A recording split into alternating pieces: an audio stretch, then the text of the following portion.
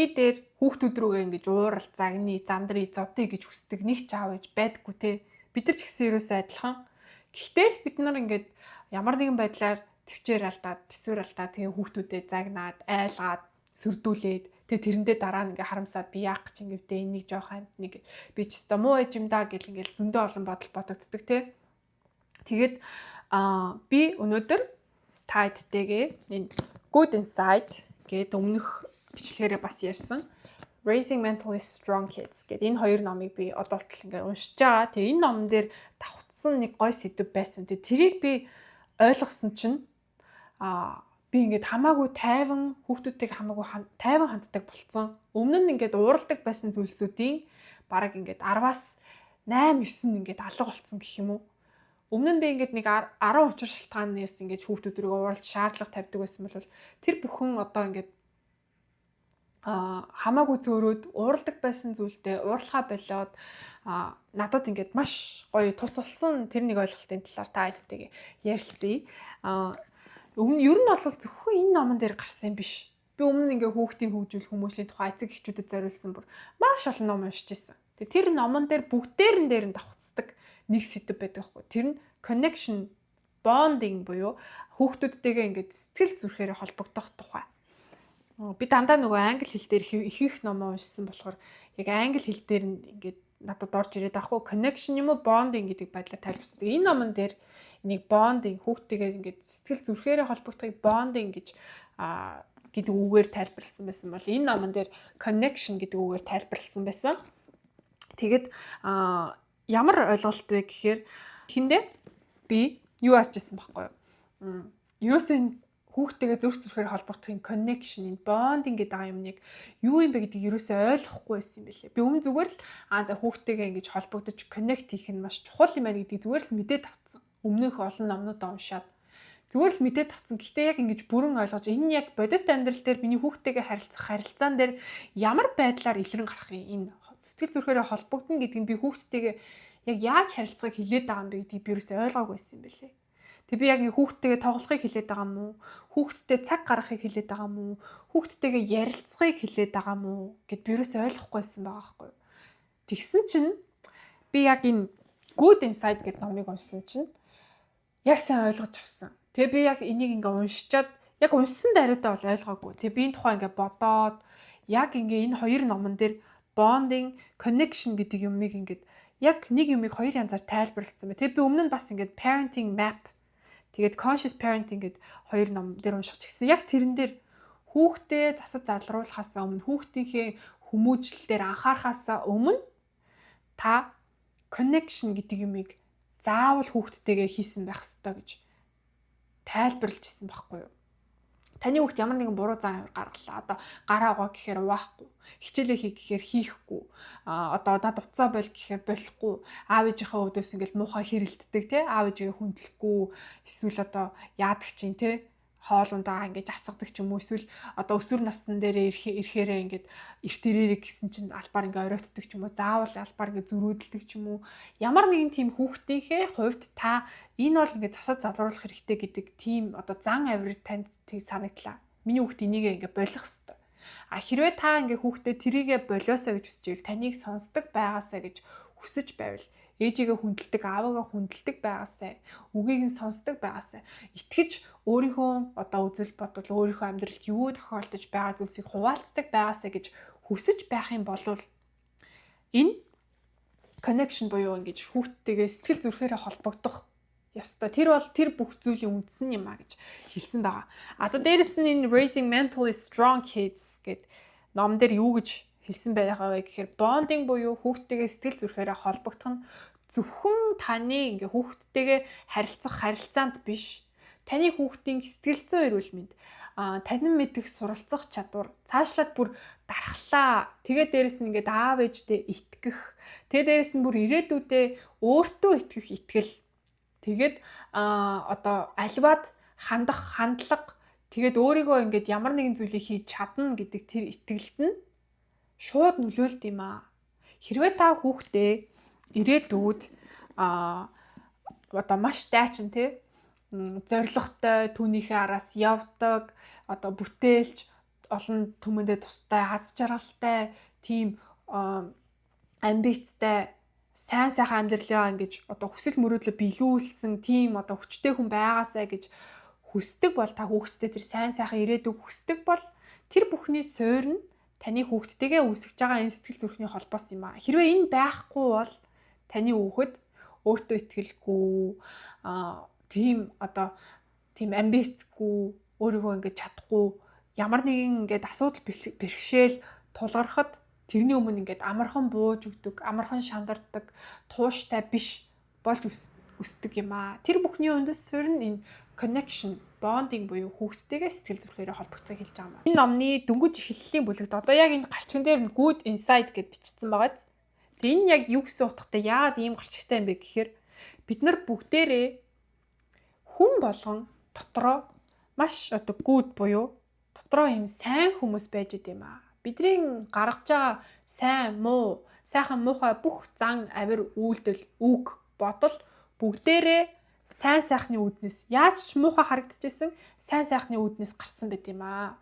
Бид нар бүгдээрээ дотроо сайн хүн байт юм аа гэдгийг ингэ тайлбарласан байх. Хэрвээ та энийг ойлгочих юм бол та хүүхдтэйгээ ингэ сэтгэл зүрхээрээ холбогдож та хүүхдтэй одоо илүү одоо үр дүнтэйгээр тусалж чаднаа. Бид нар бүгдээрээ хүүхдэд туслахыг хүсэж байгаа тий. Бид нар бүгдээрээ хүүхдүүдэд тусалж одоо ирээдүйд сайн хүн болж сайн сайхан амьдрахад нь аз жаргалтай амьдрахад нь одоо өсөж төлөвшөж том хүн болоход нь туслахыг хүсэж байгаа. Бид нар хүүхдүүдэд одоо сайн хүн болгож хүмүүжүүлэхийг хүсэж байгаа. Бид нар хүүхдүүдэд хамгийн сайн сайхныг л хүсэж байгаа. Тийм учраас бид нар хүүхдүүдэд загнадаг. Тийм учраас бид нар хүүхдүүдэд шаардлага тавьдаг. Тийм учраас бид нар хүүхдүүдэд заримдаа айлгадаг. Яг тэр шиг одоо хизээч бид нар ингэж хүүхдэд загнаж явах та ч юм уу те зандарч явах та эсвэл айлгаж одож чи ингэхгүй болвол би ингэж наадах чи хурааж авлаа гэдэг ч юм уу. Эсвэл би наад нэг юм чи хаяа шүү гэж сүрдүүлж явах та бид нар хизээч за би энэ хүүхдийг айлгана. Би энэ хүүхдийн зүрхийг шархлуулна. Би энэ хүүхдийг гомдооно гэж боддоггүй байхгүй юу? За би энэ нэг зан авирыг нь хурдан засахгүй бол миний хүү ирээдүйд одоо яах болж гинөө? Би ингээ хүүхдтэй энэ үйлдэл нь буруу гэдгийг би ойлгуулах хэрэгтэй. Тэгэхгүй бол том болоод миний хүү одоо олон түмэнтэйгээ амьдрахад хүндрэл учирнаа.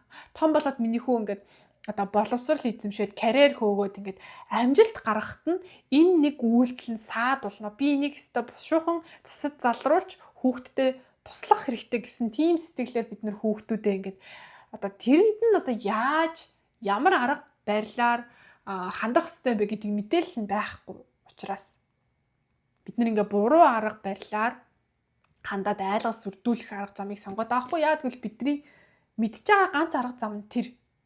Мэдж байгаа ганц арга зам нь л тэр хүүхдээ айлгаж агаад үгэндээ оруулах. Тэгээ бид нар яагаад үгэндээ оруулах гэдэг гэвэл би яг юу зөв бэ, юу буруу вэ гэдгийг мэдж гин. Би тэрийг хүүхдэд ойлгуулахыг хичээж байна. Гэхдээ эерэг одоо байдлаар яаж ойлгуулах юм бэ гэдэг тэр нэг мэдээлэл, мэдлэг, тэр хэрэгсэл нь биднэрт байхгүй. Тэрийг бид нар мэдэхгүй байна. Ер нь бол би яг яагаад энэ подкастыг энэ Instagram хаягаа бас яагаад ингэж хөтөлж эхлэх болсон бэ? Яагаад би энэ Momcast подкастыг хийж эхлэх болсон бэ гэдэг учир шалтгаан нь яг энэ байхгүй юу?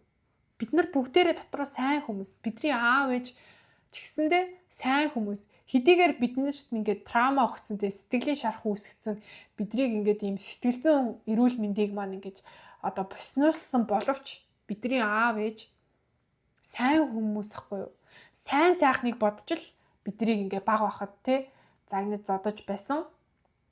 Тэгээд яагаад загнаж зодсон бэ гэвэл загнаж зодохгүйгээр яаж ямар арга барилаар хүүхдтэй харилцах хэрэгтэй юм бэ? Хүүхдийн тарих яаж ажилдсан бэ гэдгийг зүгээр л мэдээгүйгээсээ болоод мэдээлэлгүйгээсээ болоод ингээ бидний зүрхийг шархлуулсан байгаа байхгүй юу? Тийм болохоор ингээд амьдрал дээр ер нь ямар ч асуудал тулгарсан бай.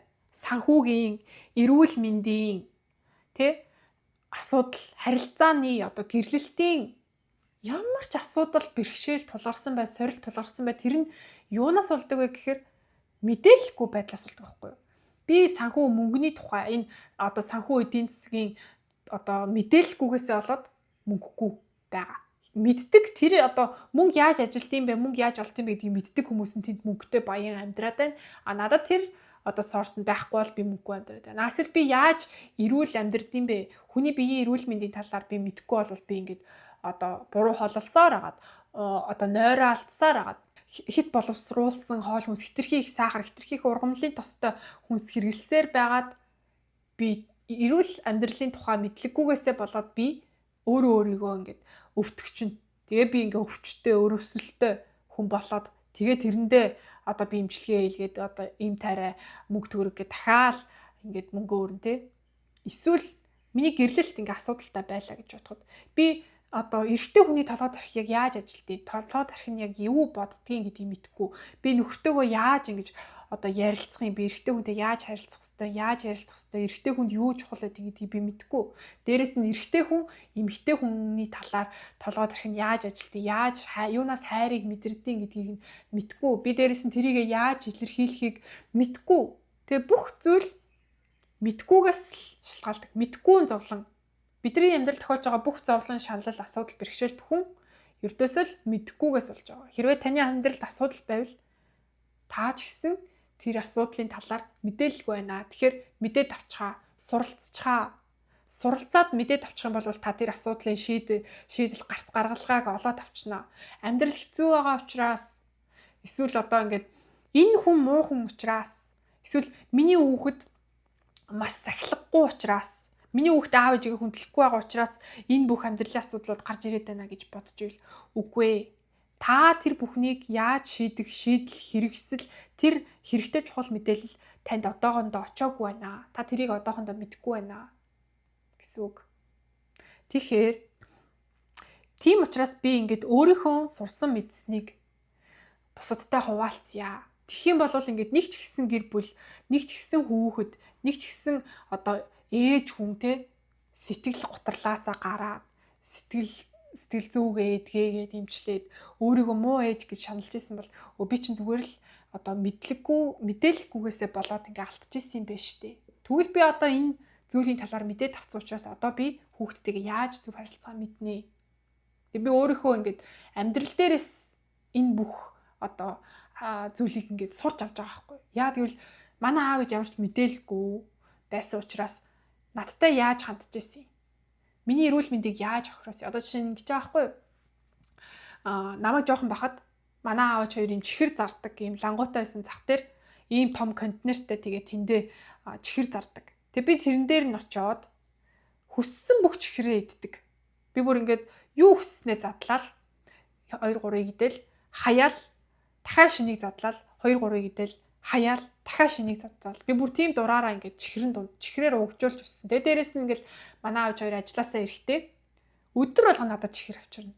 Өсө чихэр зарж байгаа юм чи. Тэгээ тэр нэг чихрийн одоо хүүхдийн эрүүл мэнд, миний шүд, миний дархлаа, миний биеийн эрүүл мэндэд үзүүлж байгаа тэр одоо хор охирол нөлөөлийг манай аавч мэдээгүй. Мэдчихсэн бол хизээч надад тэрийг өгөхгүй. Тэгээ би ингээд багаасаа шүд муутай, дархлаа муутай ингээд өвддөг, эмнэлэг твтдэг тийм хүүхдээс нь тэ дээрэс нь нөгөө нэг ингээд чихэр зарж байхад чинь ингээд хайрцаг савн эвдэрсэн ч юм уу хүн авахааргүй болсон чихрээ тэгэл гэртээ аваад ирнэ. Тэгэл би тэрийг өдөр болгон идэнэ. Тийм болохоор тэрнээс болоод ингээд миний биеийн эрүүл мэнд яаж охирж байгаа вэ? Би яаж одоо миний ингээд хооллолтын дадал зуршилт хүртэл яаж нөлөөлж байгаа гэдгийг би мэдж байгаа болохоор би одоо хүүхдүүдтэй ингээд тэр тухай би ингээд судлах хэвээр, би суралцах хэвээр, тэгээд би хүүхдүүдтэйгээ ингээд чихрийн талаар сайн зааж өгөх хэвээр, чихэртэй холбоотой би зөв дадлыг хэвшүүлэх хэвээр, ямар арга барил байна.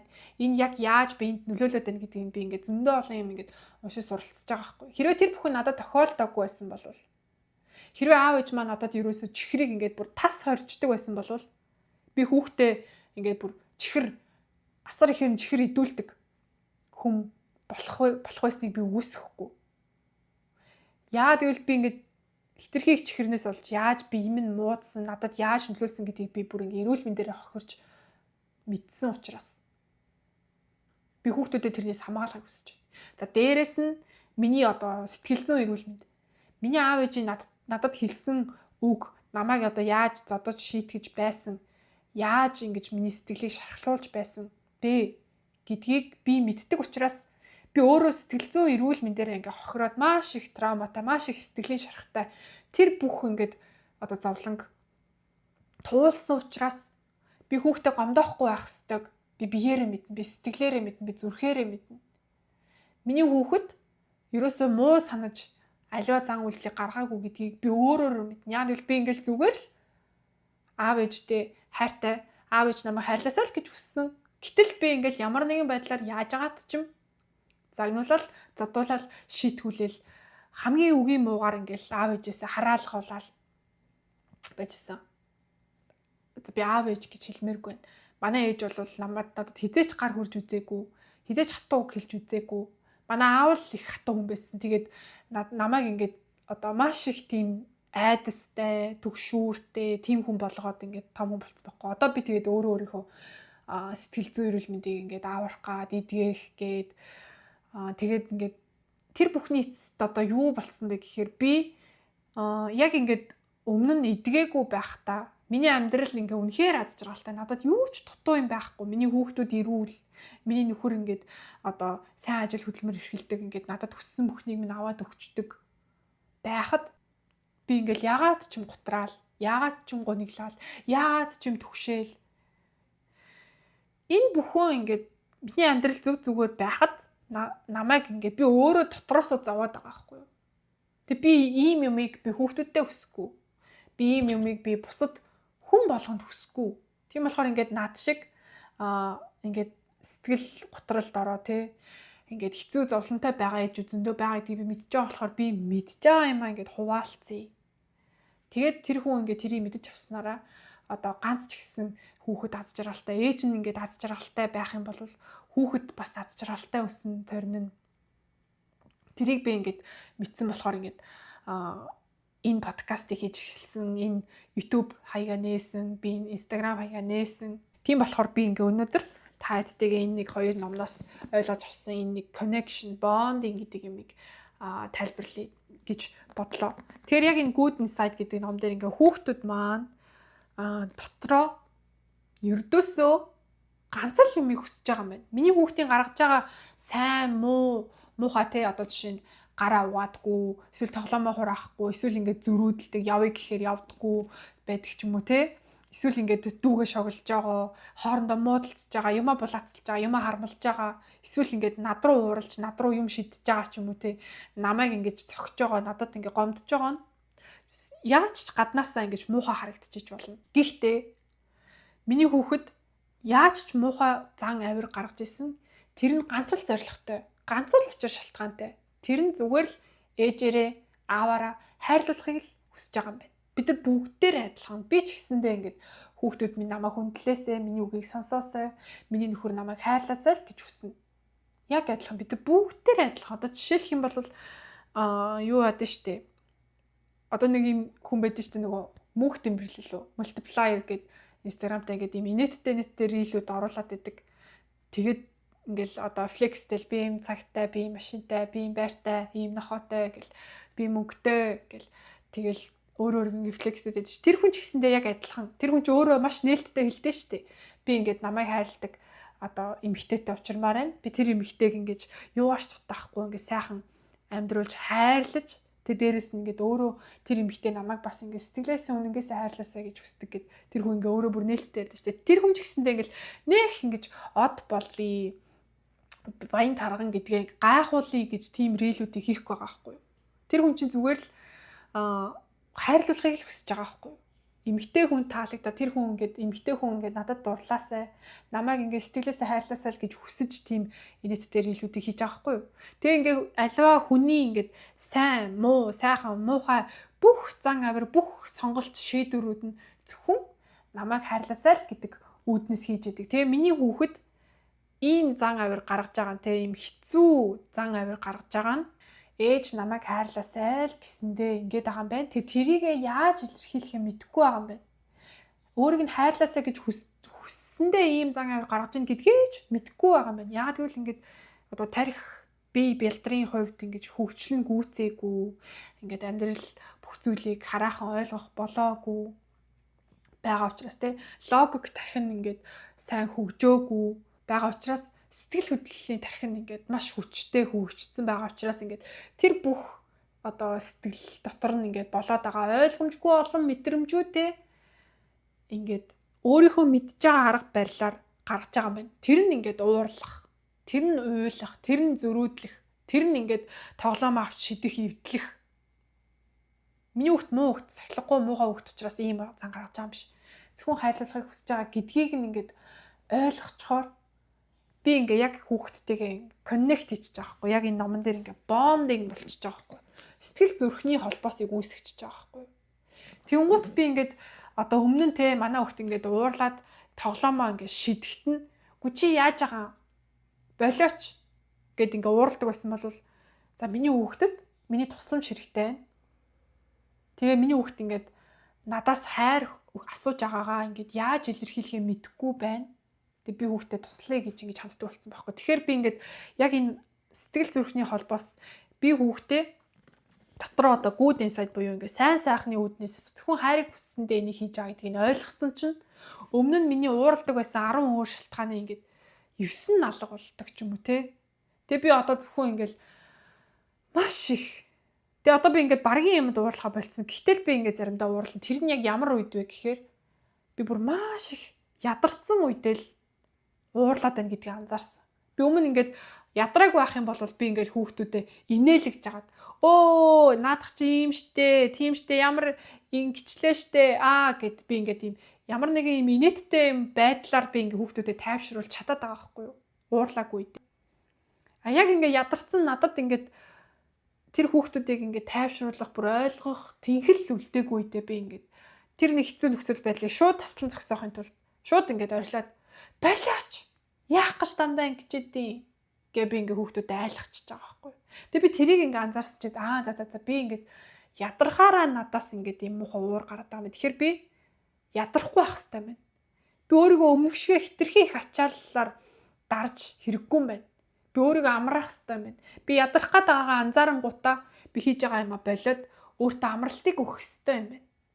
Гэхдээ би ингээ өмнө нь ингээ амарч байхдаа ингээ утсаа үзээд тэр нь надад бас ингээ биеийн ядаргаан дээрээс маань мэдрэлийн ядаргааг нэмээд байгаа юм байна гэдгийг би анзаараад тэгээд би ингээд утсаа тавиад ингээд орон дээрээ хөвтөөд ингээд нэг хальт нүдэ амраагаад тий ингээд жоохон ингээд 50 хөвтөөд 50 нүдэ ингээд зүгээр ингээд хүүхдүүдэд ажиглаад суугаад тэгэж ингэж одоо дахиад номооч хүртэл уншихгүй би зүгээр л одоо амрах хэрэгтэй тэхгүй бол би одоо ингээд хитрхи overwhelmed буюу ингээд хитрхи их ингээд ачааллаасаа болоод ядарсандаа би ингээ хүүхдүүд рүүгээ шаардлагагүй уурыг гаргах чинь тийм болохоор би ингээд гэр орныхоо ажлыг ингээ жоохон хойшин тавиад за өмнө нь ингээ бүх юмаа өөрөө хийх гэж зүтгэдэг байсан бол хүүхдүүдээс тусламж угаад ээждээ 1-2 аягийг угаагаад өгөөч тий өмнө нь ингээд за ингээд нэг хүүхдүүд энэгээр нь л ус аслахчдаг хитрхи их савн өрчдөг хитрхи их өсрүүлчдэг тэрийг ингээ сайн арилгаж чадахгүй гэд би ингээд өөрөө ингээд дотроо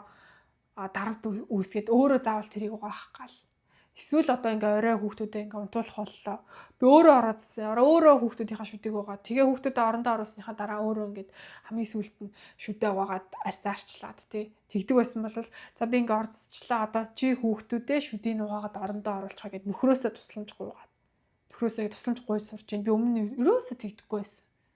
Бүх юмаа өөрөө их гэж зүтгэдэг байсан маань надад миний сэтгэл зүйн эрүүл мэндэд болон миний гэр бүлийн харилцаанд ингээд нөлөөлж байгаа юм байна гэдгийг анзаараад тэгээ би бүх юмыг өөрөө хийхээ ингээд болж байгаа. Ямар үед уурлаад байна гэдгийг та бүхэн ингээд анзаараад үзээрэй. Яг өлссөн үедээ уурлаад байна уу? Ядарсан үедээ уурлаад байна уу?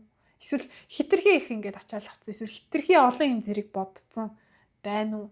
Яг ямар үед уурлаад байна гэдгийг анзаараад тэр асуудлаа шийдэх гээд ямар шийдэл гарц гаргалгаа байж болох уу гэдгийг бодоод үзээрэй. Тэгэх юм бол хамаагүй хинэрхтэй тэгээд ингээд тэр нэг бухимдал чинь ингээд хүүхдүүд рүү биш тэр бухимдал бүр ингээд гарахаас өмнө та тэрийг ингээд урьдчилаад ингээд өөрийгөө тайвшруулчих өөрийгөө ингээд тэр бүх одоо ситүэйшн тэр нөхцөл байдлаас ингээд хамгаалч чадна.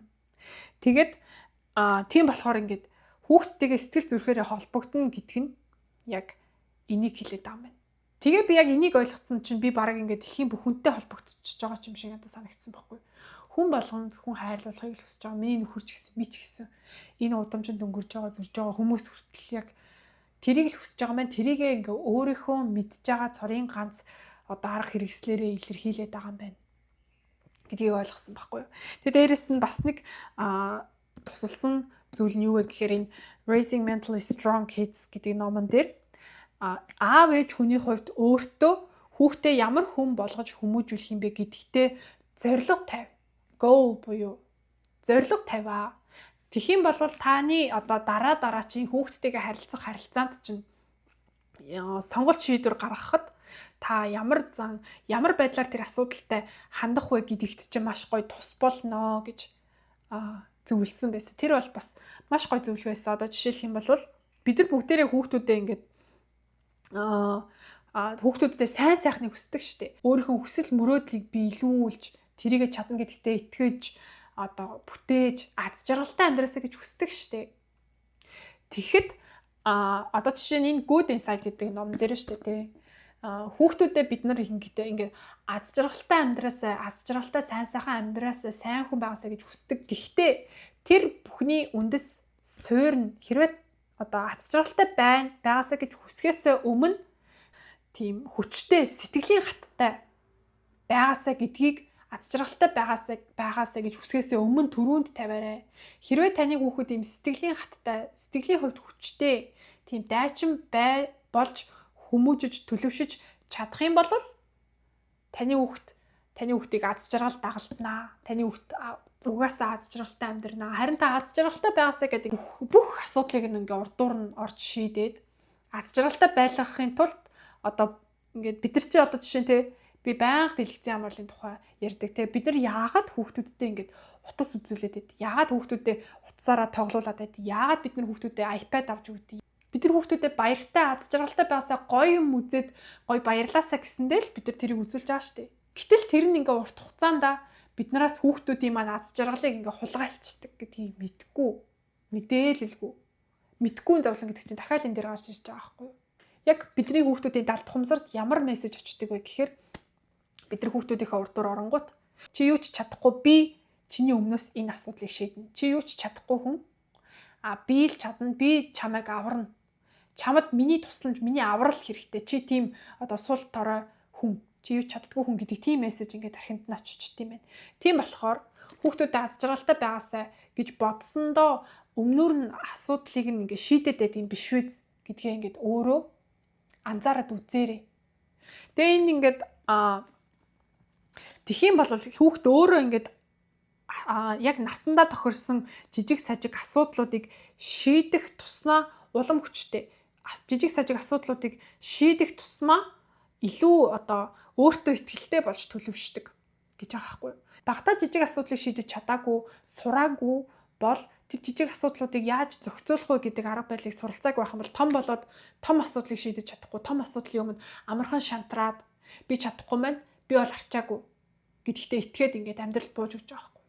Одоо жишээлх юм бол би хэдэн одоо сар марын өмнө байхаа нөгөө бидний нууц подкаст гэдэг подкаст байдаг шүү дээ. Тэр подкастны нэг захидлын дугаарыг сонсч байсан. Тэгсэн чинь тэр захидлын дугаар дээр яг юу гэж гарсан бэ гэхээр нэг юм солонгост амьдардаг залуу байхгүй юу? Айдаа амьдрал минь гэд захиа бичсэн. Тэр залуу юу гэж ярьсан бэ гэхээр би ингээд өмнө мост сурж исэн. Тэр захиан дээр ингээд бичсэн. Би өмнө нь ингээд мост сурж исэн. Гэтэ би ингээд мост сурж байхдаа ингээд хар тамхинд ороод тэгээд би ингээд сургуулаа төгсч чадаагүй. Тэгээ би одоо ингээд тэр бүхнийгээ ингээд болоод би солонгос сурж байгаа.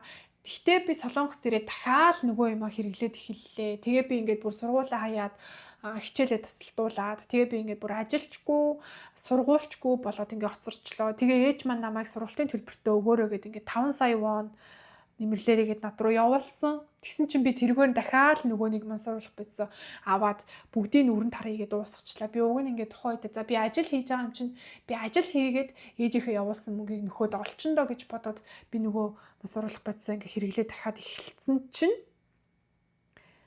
би одоо ингээд ажилчгүй, сургуульчгүй, ээжийн өгсөн мөнгөчгүй болоод үлдчихлээ.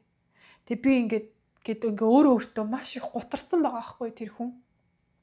Өөрийнхөө би ингээ ээжийнхээ зов цуглуулсан мөнгө яаж олигтой мэдрэмж авах вэ те.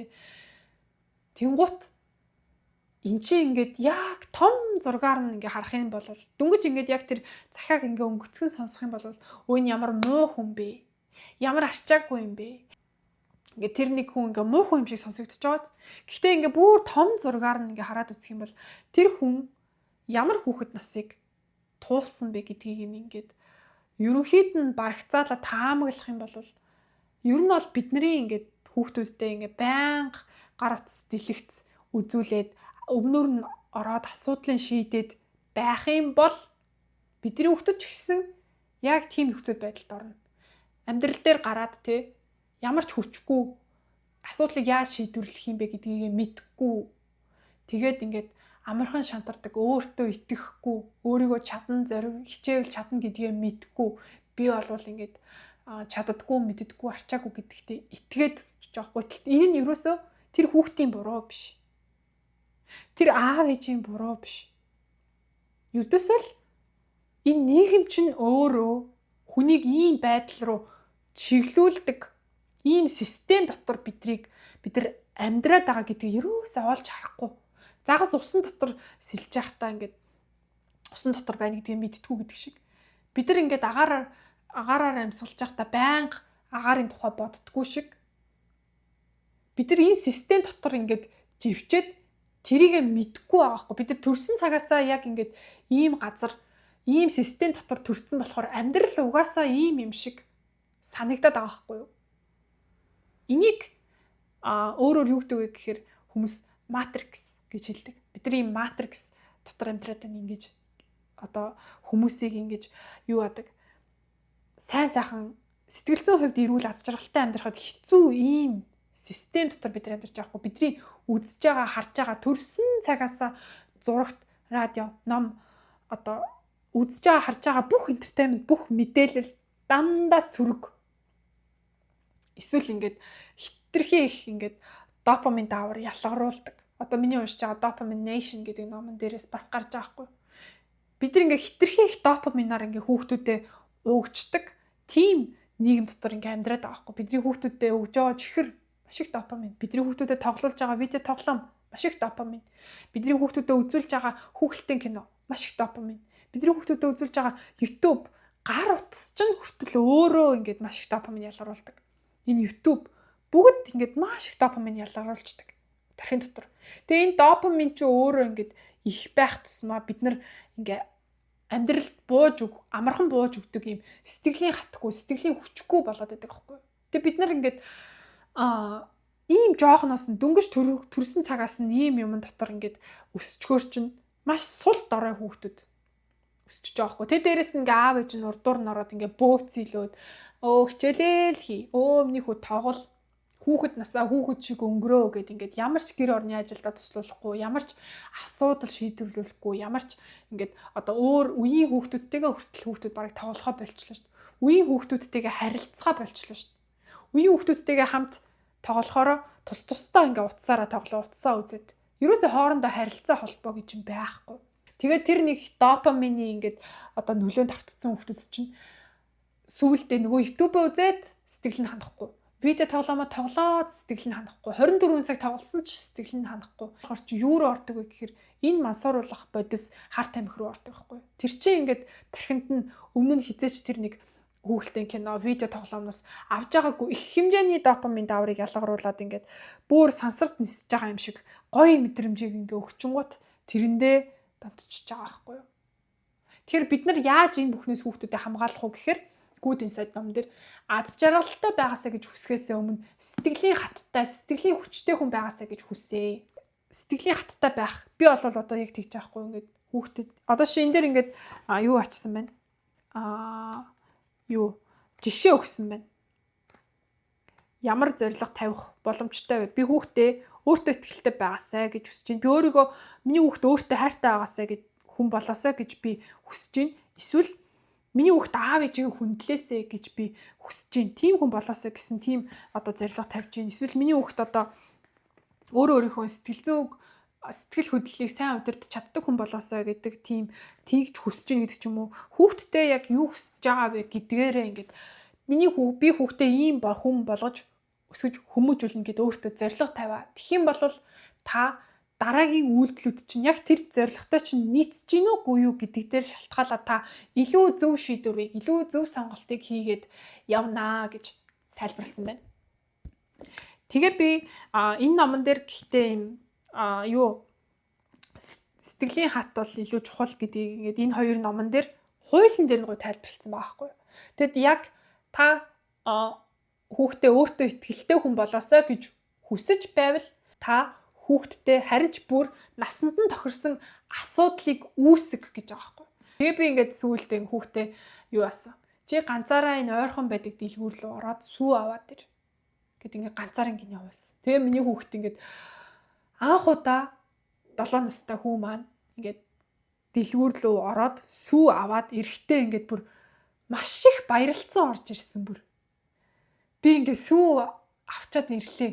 Би ганцаараа явсан чи ямар гоё байсан бэ? Би дахиад хизээ явах уу гэд ингээд өөрөө ганцаараа тэрийг ингээд хийж чадсан да бүр үнэхээр их баярлцсан орж ирж байгаа байхгүй юу? Тэгээ би тэрэнд нь бас ингээд үнэхээр баярлсан. Тэгээд одоо тэгээд би ингээд энэс ингээд зориг тавина гэдэг чинь ингээд маш чухал юм байна. Хүүхдтэй ингээд насанд нь тохирсон асуудлыг үүсгээд тэрийгэ мэдээж ингээд асуудлыг шийдэж насанд нь тохироогүй асуудлыг үүсгэх юм бол мэдээж хүүхэд өөрийгөө бий юу чаддгүй юм байна гэд итгэж штэ. Насанд нь тохирсон асуудлыг үүсгээд тэгээд хэрвээ тэрийг чадахгүй байх юм бол чи хийж чадахгүй гэдэг ч юм уу тэгэж юусаа хандаж болохгүй. Тийм байна. Тийм болохоор бид нар яг өөрсдөө бас ингээд одоо ямар нийгэмд амьдраад байна гэдгээ ер нь нэг анзаараарай. Бид нар ер нь хаашаа хүүхдүүдэд хөтлөөд яваад байна гэдгээ нэг анзаараарай. Тэг ингээд бас бусад хүний алдаа дутагдлаас суралцаарай. Энэ айлын хүүхэд тэнэг учраас айлын аав ээж ингээ хүүхдээ хүмүүжүүлэх аргаа мэддэггүй учраас энэ айлын хүүхэд дэлгэцийн хамгаалалт орсон. Энэ айлын хүүхд ийм хүмүүжлэхгүй байгаа гэж ерөөсөө бити бодоо. Яагаад гэвэл бүх аав ээж хүүхдүүдтэй сайн сайхныг хүсээд явж итл мдээгүй хүүхдийнхээ төлөө сайн сайхан зүйлийг хийгээд явж гин гэж бодож итл ингээд хүүхэд нь ямар нэгэн асуудал сэтгэл зүйн ч юм уу те ямар нэгэн донтолттой эсвэл одоо хичээлдээ явахгүй хичээлээ тасалсан гадуур тийсэн тиймэрхүү асуудал ингээд гараад ирсэн байна. Энэ аав ээж яг яасан болоо? Яаж хандсан болоо? Тэр хүмүүсийн алдаанаасаа бас ингээд суралцаа. Сайн аав ээжүүдийн туршлагаас суралцаа. Муу аав ээжүүдийн алдаанаас суралцаа. Муу аав ээж гэж байхгүй л дээ үнэндээ. Бүгдээрээ сайн сайхан нэг хүсэж явж байгаа л ингээд мэдгүйгээс болоод алдсан. Тэгэхээр та өөрийгөө би муу ээж юм байна гэж хэрвээ хизээ нэгэн цагт өөрийгөө ингэж одоо бодлороо шийтгэж байсан бол үгүй. Танд зүгээр л хэрэгтэй мэдээлэл тэр түүл буюу одоо ингэж арга барил тэр арга хэрэгсэл туршлага байгаагүй. Та тэрийг мэдээгүй. Тэгээ та зүгээр л мэдээд авчих. Тэгээ би ингэж өөрийнхөө сурсан мэдсэн зүйлсийг өөрийнхөө подкастаараа хуваалцсаар л байх болно. Тэгээд надтай хамт байдагт баярлалаа. Дараагийн бичлэгээр уулзлаа. Баяртай.